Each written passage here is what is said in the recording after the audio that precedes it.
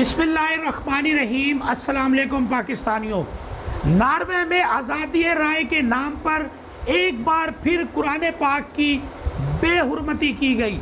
جی ہاں، آپ سب کے علم میں ہے کہ پہلے بھی اسی طرح کا ایک واقعہ پہلے ناروے میں ہو چکا ہے، جب قرآن پاک کو ایک بدبخت شہید کر رہا تھا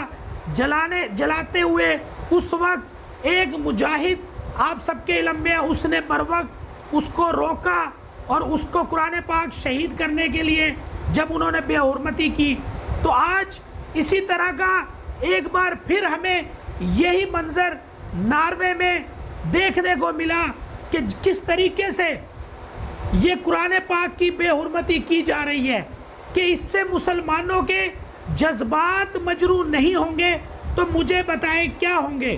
میں یہ پوچھنا چاہتا ہوں کہ ناروے میں آزادی رائے کے نام پر جس طریقے سے ایک بار پھر قرآن پاک کی بے حرمتی کی گئی، اگر ایسی حرکت کوئی مسلمان کرے تو یہ اسے دہشت گرد قرار دے دیتے ہیں۔ مغربی ممالک دوسروں کو بھاشن دینے سے پہلے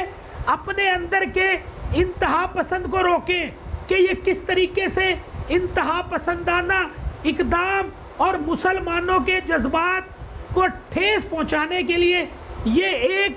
اس طرح کا کام کیا جا رہا ہے کہ اس کی جتنی بھی مذمت کی جائے کم ہے۔ آپ سب کے علم میں ہے کہ سویڈن ناروے میں کسی بھی مذہب کو کس طریقے سے یہ کچلتے ہیں۔ میں اس واقعے کو دیکھنے کے بعد جس طریقے سے مسلمانوں میں غم و غصہ پھیل رہا ہے اور غصے کا اظہار ہو رہا ہے، ہم مطالبہ کرتے ہیں ایک بار پھر کہ اس کی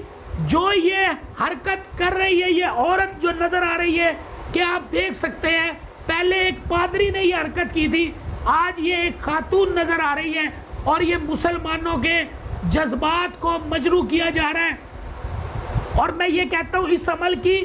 جتنی بھی مذمت کی جائے کم ہے، کیونکہ سویڈن اور ناروے میں کی جانے والی قرآن پاک کی بے حرمتی کی ہم شدید الفاظ میں مذمت کرتے ہیں، یہ کسی طرح سے بھی قابل قبول نہیں۔ تو میرے پاکستانیوں، یہ تھی آج کی ویڈیو پسند آئے تو اس کو شیئر بھی کیجئے گا اور کمنٹ سیشن میں اپنی رائے کا اظہار لازمی کیجئے گا۔ شکریہ پاکستان۔